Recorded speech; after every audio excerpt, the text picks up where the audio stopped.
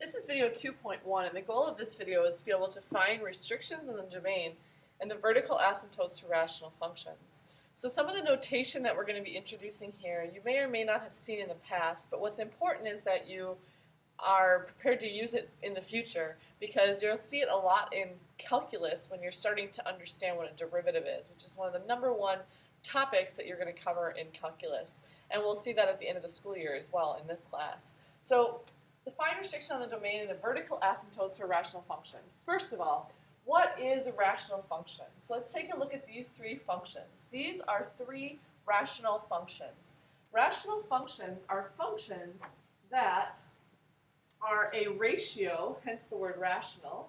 It's a ratio between two polynomials.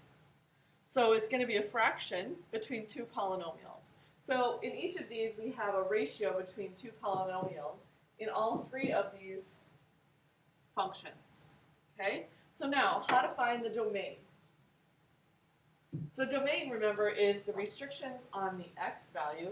So our real question here is, what are the possible values for x in this function?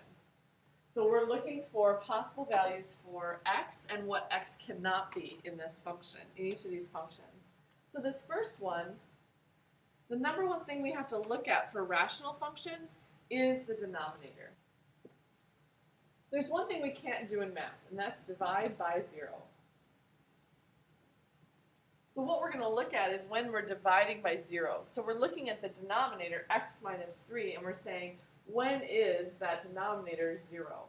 And in this case, it's a pretty simple case. It's when x equals 3. Okay? So x can be everything else. Everything else can go into that function and give me a value.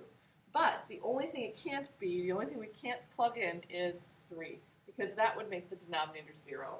So our domain in this case is going to be all real numbers, but x cannot equal 3. So it's all real numbers except for x equaling 3. So that's f of x. Now let's take a look at g of x. G of x, again, we're going to slowly look at the denominator, and we're going to ask ourselves, what happens when that denominator is 0? What will x have to be? So we're asking the question, when is this 0? So we're going to use a lot of our skills that we talked about earlier in this year, which is factoring, because this is a quadratic, so we're going to ask, when is that 0 by factoring it. And we see that there are two factors, x minus 3 and x plus 3. And so our two solutions, when this is 0, are 3 or negative 3. So remember, this means that x cannot be 3 or negative 3. So my restriction on my domain is that x cannot equal 3 or x cannot equal negative 3. Those are my two restrictions. Otherwise, it's all real numbers again.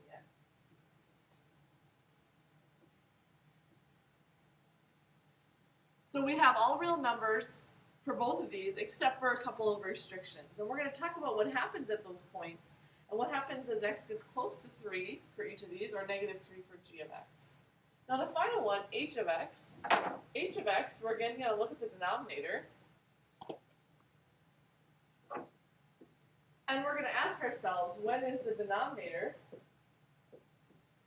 equal to 0? So this one I could go about factoring, but another way to solve this type of quadratic is to get x squared alone, and then square root both sides.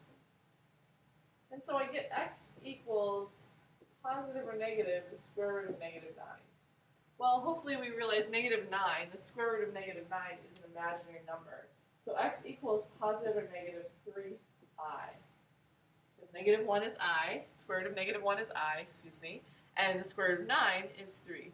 So this gives me an imaginary solution. So what this means about x is that x can be all real numbers. We're only looking for the real number of potentials for the domain. We're trying to figure out what real numbers can we plug in. So we can't plug in those imaginary numbers, but we can plug in any real number. So that is the restrictions on our domain for the final one. There's actually no restrictions.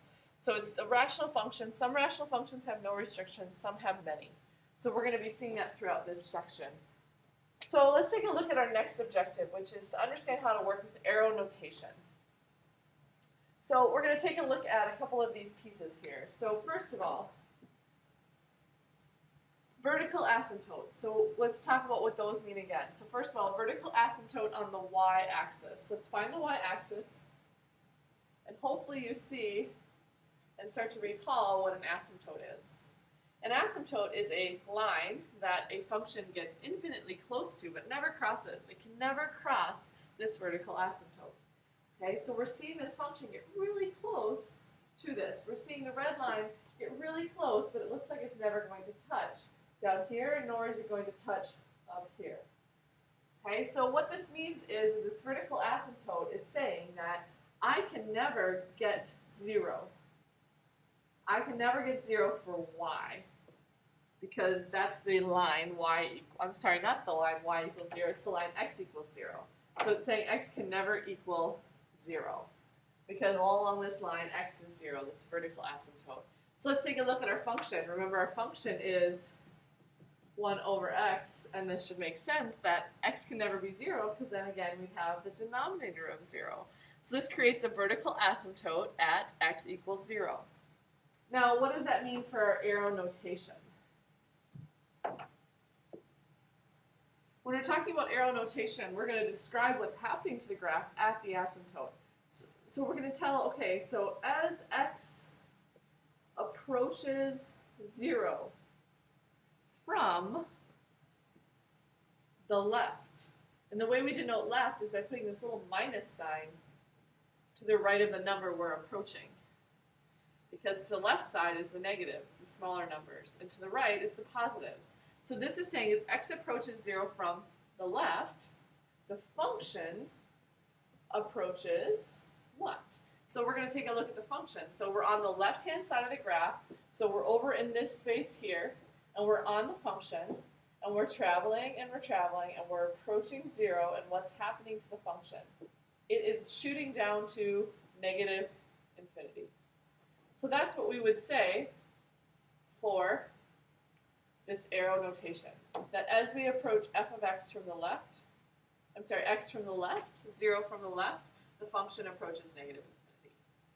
But we'd also have to describe what's happening to the right. So now we're approaching 0 from the right, so we're on the right-hand side of 0, we're on our function, and we're traveling along our function, and we're now approaching positive infinity. So then f of x approaches positive infinity. So this arrow notation is important, especially for calculus. So we're starting to introduce it here to describe what's happening. So the arrow describes what's happening as it's approaching this, and the symbols here describe what direction are we coming from. Because there's two sides of every function, from the right and from the left, and we want to approach from both directions. So let's take a look at one more example with that. So this is the equation f of x equals 1 over x squared. Again, it has a vertical asymptote at 0. And so we're going to ask the question, so these two arrow notations describe what's happening. As x approaches 0 from the left, f of x approaches infinity. What's interesting about this one is even when we approach from the right, it still approaches infinity.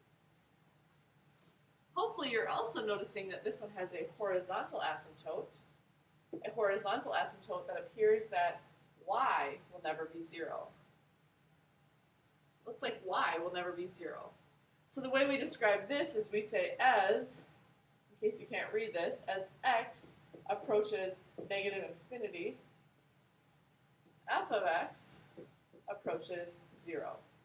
So we're shooting in the direction of negative infinity for x, and we're seeing that y gets closer and closer to 0, or the function gets closer and closer to 0, closer and closer to the x-axis. And then, of course, this is going to be very similar, but it's going to approach positive infinity. It will still approach 0 as we go infinitely in the positive direction. So that describes the graph for people that can't see the graph, or where you want to describe it without a graph, where you want to describe what's happening without an actual graph. And so here's a summary of that. of what those mean. This is a good little thing you can put in your notes so you can remember how to use the notation. So how do we find vertical asymptotes? What we're going to do is we're going to factor and simplify. Any number that makes the denominator 0 will be a vertical asymptote. That's key. So anytime we get a 0 in the denominator, it's a vertical asymptote. However, there are cases where it's not an asymptote. And this might be new to some of you. This would be when the denominator is 0, but then you can cancel out with the top. That will cause a hole in the graph. So we're going to take a look at that example here with another problem. So we're looking for